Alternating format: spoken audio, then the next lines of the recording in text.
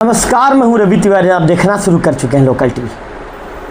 आज एक ऐसी खबर को बताएंगे जिस खबर को सुनने के बाद आप भी कहेंगे कि जनता के हित के लिए जिन अधिकारियों की पोस्टिंग की जाती है, सरकार के जो योजनाओं के ज़मीनी स्तर पर क्रियान्वयन के लिए जिन अधिकारियों की पोस्टिंग की जाती है, ये अधिकारी आखिर ऐसा कैसा कर सकते हैं। लेकिन इन अधिकारियों ने ऐसा कर दिया है और उनके नाम से नामजद एफआईआर भी गरियाबंद में दर्ज कर ली गई है।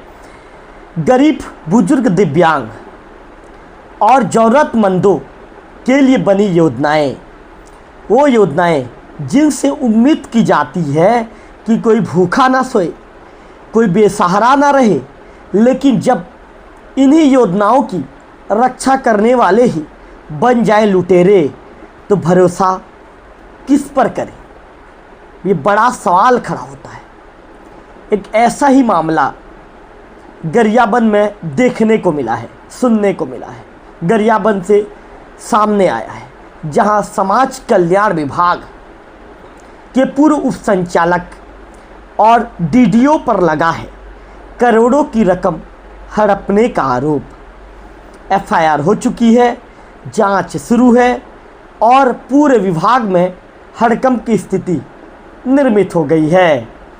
ये कहानी है साल 2016 और 2022 के बीच की, जहां गरियाबंद समाज कल्याण विभाग के दो शीर्ष अधिकारी एलएस मार्को पूर्व उप संचालक और मुन्नीलाल पार पूर्व डीडीओ पर लगे हैं 3,25,50,000 रुपए के घोटाले के आरोप।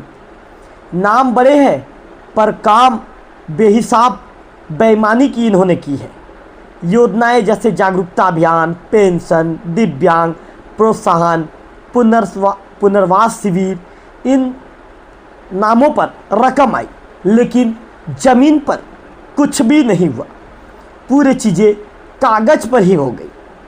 इन दोनों अधिकारियों ने नियमों को ताक पर रखकर सीधे रायपुर उच्च कार्यालय से रकम मंगवाई, जबकि तय प्रक्रिया ये है कि राशि सिर्फ कलेक्टर की अनुशंसा पर ही जारी की जाती है।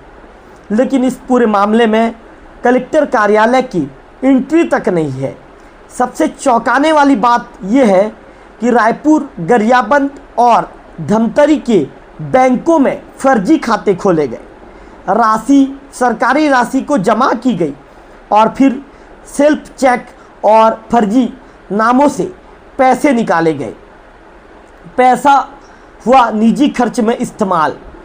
इसके बाद किसी को इसकी भनक तक नहीं लगी जब तक शिकायत नहीं पहुंची कलेक्टर तक। शिकायत मिलते ही तत्कालीन कलेक्टर दीपक अग्रवाल ने 3 सदस्यीय जांच कमेटी बनवाई। समाज कल्याण और जिला कोषालय के अफसरों ने दस्तावेजों की पड़ताल शुरू की और सच्चाई सबके सामने आई। रिपोर्ट में आरोप सिद्ध हुए। फिर कलेक्टर ने दिए एफआईआर दर्ज करने के निर्देश। थाना सिटी कोतवाली गरियाबंद में धारा 409 सरकारी संपत्ति का गबन, धारा 34 साजिश और साझी जिम्मेदारी के तहत एफआईआर दर्ज हुई। अब पुलिस जांच कर रही है कि संबंधित सभी बैंक खातों की रायपुर, धमतरिया, गरियाबंद में। ऐसे में इस मामले को लेकर जो डीपी ठाकुर हैं, वर्तमान उप संचालक समाज कल्याण विभाग गरियाबंद, उन्होंने भी पत्रकारों से बातचीत की है। उन्होंने बताया है कि मामला गंभीर है, हमने विभागीय जांच में सभी सबूत पाए, प्रक्रिया अनुसार कार्रवाई की जा रही है। भविष्य में ऐसी गड़बड़ी ना हो, इसके लिए निगरानी और भी मजबूत की गई है। जबकि जितेंद्र कुमार चंद्राकर जी, जो अतिरिक्त पुलिस अधीक्षक हैं गरियाबंद के, उन्होंने कहा धारा 409 और 34 के तहत केस दर्ज किया गया है। हम बैंक खातों, ट्रांजैक्शन और दस्तावेजों की जांच कर रहे हैं। जिनके नाम से पैसे निकाले गए हैं उन्हें भी जल्द पूछताछ के लिए बुलाया जाएगा। अब सबसे बड़ा सवाल यहाँ खड़ा होता है, रायपुर के उच्च कार्यालय ने बिना कलेक्टर की अनुशंसा के करोड़ों की राशि कैसे जारी की? क्या इस घोटाले में कुछ बड़े नाम भी शामिल हैं? क्या उच्च स्तर पर मिलीभगत की जांच होगी? एक सिस्टम जिसमें जरूरतमंदों के लिए पैसा आता है, और अगर वही सिस्टम बिक जाए तो जवाब कौन देगा? गरियाबंद घोटाले की परतें अब धीरे धीरे खुल रही है। अभी जांच जारी है, लेकिन सवाल कई हैं और जवाब सिर्फ एफआईआर से नहीं मिलेंगे। जरूरत है सिस्टम में पारदर्शिता की, जवाबदेही की और सबसे जरूरी इंसाफ की। अगर आप चाहते हैं कि ऐसे घोटाले उजागर होते रहें तो इस वीडियो को लाइक करें, शेयर करें और हमारे चैनल लोकल टीवी छत्तीसगढ़ को सब्सक्राइब करें। कमेंट में बताएं, क्या इस मामले में सिर्फ 2 अफसर दोषी हैं या कुछ और नाम सामने आएंगे? हम फिर लौटेंगे अगली ऐसी ही सच्ची कहानी के साथ, जहां पर्दा उठेगा सिस्टम की असलियत पर।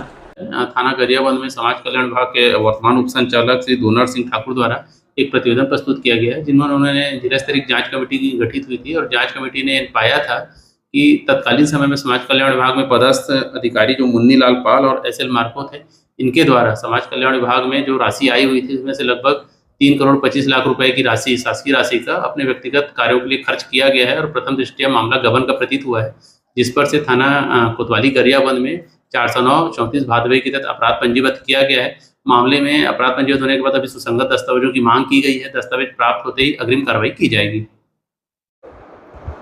एक राज्य निराश्रित निधि के राशि का जो है उसमें गबन के संयुक्त जांच समिति द्वारा कलेक्टर के निर्देश पे जांच किया गया था।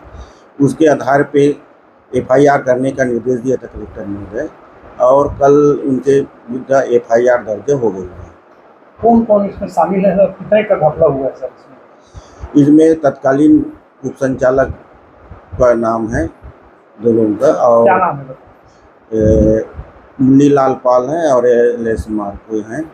उसमें 3 करोड़ 25 लाख 50 हज़ार का गड़बड़ी होने की आशंका है। अब तक क्या कार्रवाई हुई? जब तक एफआईआर दर्ज हो गया है उनके खिलाफ जांच प्रक्रिया पुलिस विभाग द्वारा जांच तक कर रहे हैं। कि कौन संगत का पैसा था सर, और उन्होंने पैसा निकाला कैसे है, कहाँ जमा किया है अपने निजी उपयोग में? उसकी संख्या ये राज्य निराश्रित निधि की राशि है और वो उसकी संबंध में पुलिस विभाग द्वारा जांच की जा रही है। आपने भी तो लिख के दिया है सर? उस संबंध में कार्यालय में कोई भी दस्तावेज उपलब्ध नहीं है। कागजात गायब है सर? कोई भी दस्तावेज उपलब्ध नहीं है, इसलिए पुलिस विभाग द्वारा जांच की जा रही है।